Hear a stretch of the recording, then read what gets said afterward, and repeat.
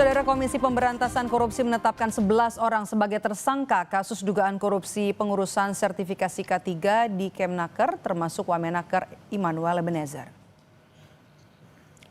Ketua KPK Setio Budianto bilang saat mengurus sertifikasi K3 buruh harus mengeluarkan biaya hingga 6 juta rupiah. Padahal normalnya tarif sertifikasi K3 adalah Rp275.000. Pelaku melakukan pemerasan dengan modus memperlambat, mempersulit dan tidak memproses sertifikasi. Dari tarif sertifikasi K3 yang sebesar Rp275.000, tapi fakta di lapangan menunjukkan bahwa para pekerja atau buruh harus mengeluarkan biaya hingga 6 juta rupiah karena adanya tindak pemerasan dengan modus memperlambat, mempersulit, atau bahkan tidak memproses permohonan pembuatan sertifikasi K3 yang tidak membayar lebih tersebut. Biaya sebesar 6 juta ini 2 kali lipat dari rata-rata pendapatan atau upah atau UMR yang diterima para pekerja dan para buruh tersebut. Tersangka kasus pemerasan sertifikasi K3 di Kemnaker Immanuel Ebenezer membantah kasus yang menjeratnya bukanlah kasus pemerasan. Noel juga membantah terjaring dalam OTT KPK.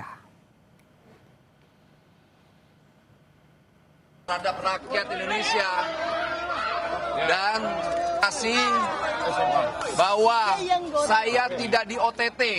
Pertama itu, kedua, kasus saya bukan kasus pemerasan agar narasi di luar tidak menjadi narasi yang kotor yang memberatkan saya dan kawan-kawan yang bersama saya tidak ada sedikitpun kasus pemerasan dan apa yang kami lakukan sangat Setelah OTT KPK yang menjaring Wamenaker Immanuel Ebenezer, KPK juga menggeledah sejumlah ruangan di kantor Kementerian Ketenagakerjaan, termasuk ruang kerja Direktur Jenderal Pembinaan Pengawasan Ketenagakerjaan, Keselamatan dan Kesehatan Kerja. KPK juga menyegel ruangan K3 Kementerian Ketenagakerjaan.